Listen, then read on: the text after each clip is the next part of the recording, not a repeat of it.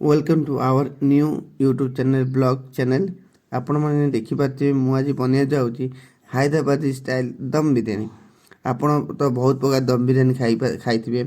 किंतु मो स्टाइल जो हैदराबाद स्टाइल दम बिरयानी ता मो निज फास्टफुड सेंटर में आपन देखी एवं कौन कौन मसला पकड़े केमी भल स्वाद हम आपड़ थे आसी टेस्ट भी करेंगे। चलो मुझे बनाऊँगी देखो प्रथम तो प्रायतः चिकेन भल भाव धोईदेवे ता सहित आम पकेबे लुण हल्दी पकईदे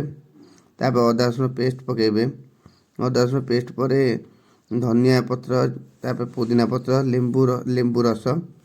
तापर ब्राउन पियाज कटी थे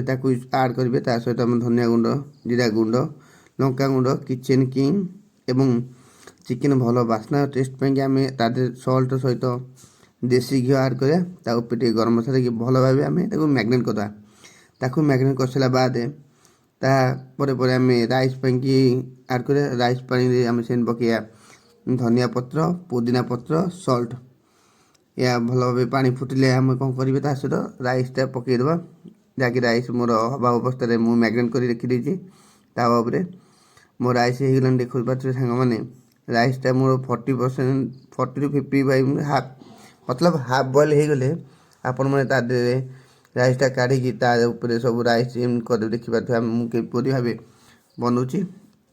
एवं तादे colour red colour yellow colour टे फूड कलर देकी घी तापर धनिया पत्र पुदीना पत्र